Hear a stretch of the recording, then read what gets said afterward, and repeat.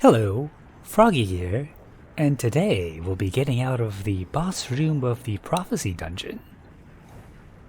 So I got a checkpoint from my clanmates earlier, with the intent of getting the pinnacle, but of course I got distracted like I do, and next thing I know I'm in a fire team with JB3 and Gerbsnail, and we're getting outside of the boss room. So if you didn't know, if you come back here, you can spawn your Sparrow at the edge of that tube. And I'm going to go ahead and show you how to get out of the room with the boss active. Actually, you can do this with and without, but you'll only see the boss outside of the map if you trigger it first. So you want to go to the other side and hit the ramp, activate the boss, and get through the door as it closes. If you're a little too slow, still fine, you can sneak through the closed door. You need to stay on your Sparrow for a little bit at least to avoid the start of the boss encounter teleport. So then we just go back to either the left or the right corner and do a Sparrow Breach. This one can be a bit tricky. You want to be pointed a little bit away from the wall, and it definitely helps to be at 30 FPS. So, just giving it a few tries. I actually got it fast enough here that I didn't feel the need to clip out the failures. Plus, JB3 can be amused at watching me fail to Sparrow Breach again. And there we go.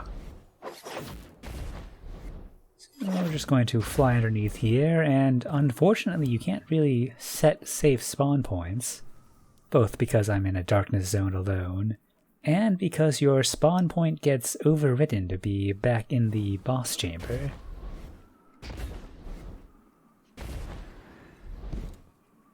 But you can just jump up top here, and once again, when we get back by the tube, we can Sparrow fly again. So we're going to use that to get all the height that we need.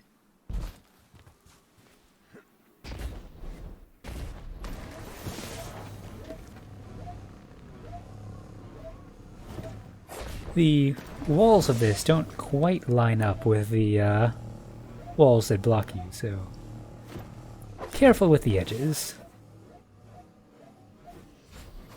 If you're wondering where the boss health bar went, this is from when I did it without it. I was just facing in a more scenic direction. So you can see the boss tube on the top left, the tube you drop down on the right, and in front of us are the 4 copies of the room that you go to for each phase.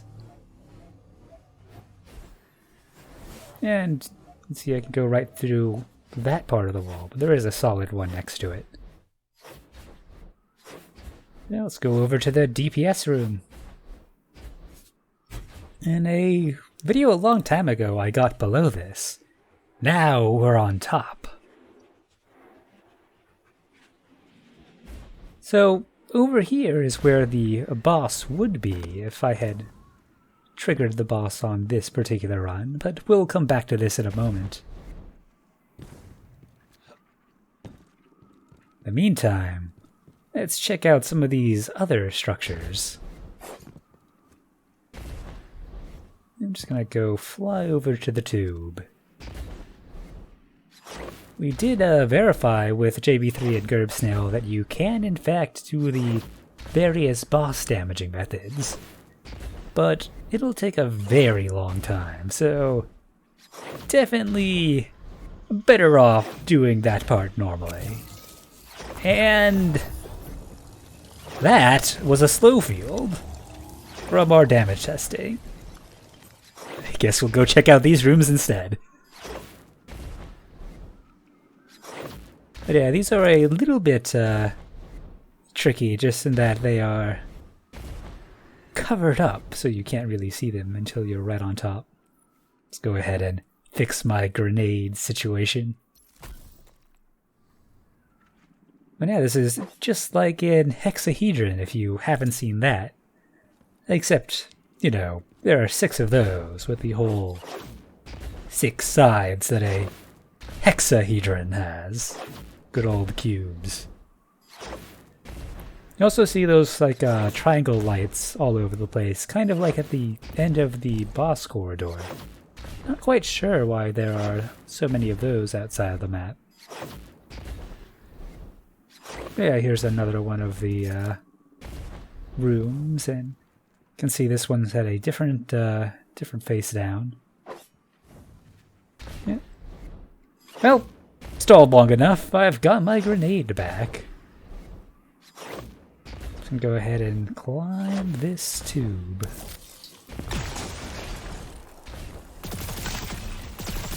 And just skip through this real quick.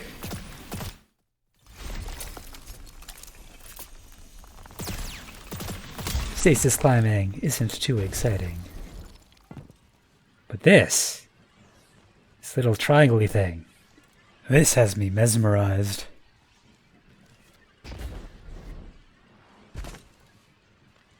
Don't know why you get that effect, but kind of neat looking. So anyways, when you drop down this tube, you would normally get teleported, but we haven't started the encounter, so it isn't set up. So weird that there's so many of those tube lights. And here's the bottom of the tube, which I've also had the pleasure of seeing before. Anyways, let's get back to that boss tube. Just a little stasis flying this time to switch it up. And you can see the boss over there on the right. Naturally, it will try to damage you, so definitely not the safest place to be.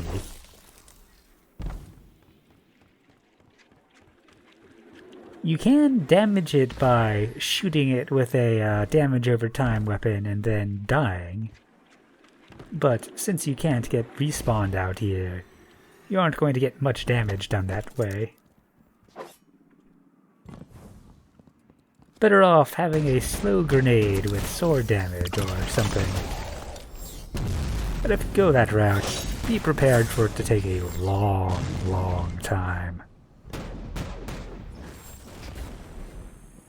Anyways, now that the encounter is active, the teleport over here is primed as well.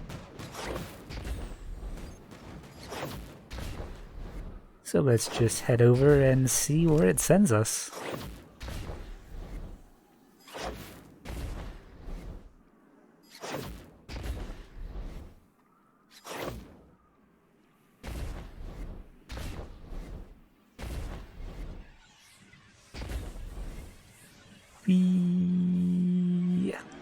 Well, active boss room. No big surprise there. Mild surprise there.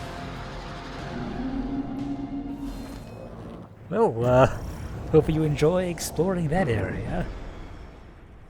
It is rather nice to have a route in there at last.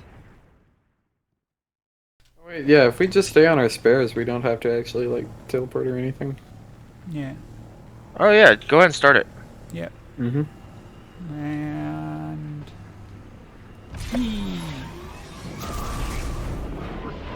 Oh, And you can see that animation on you. Yeah. Got him! Yeah. Oh, you got Nice. it!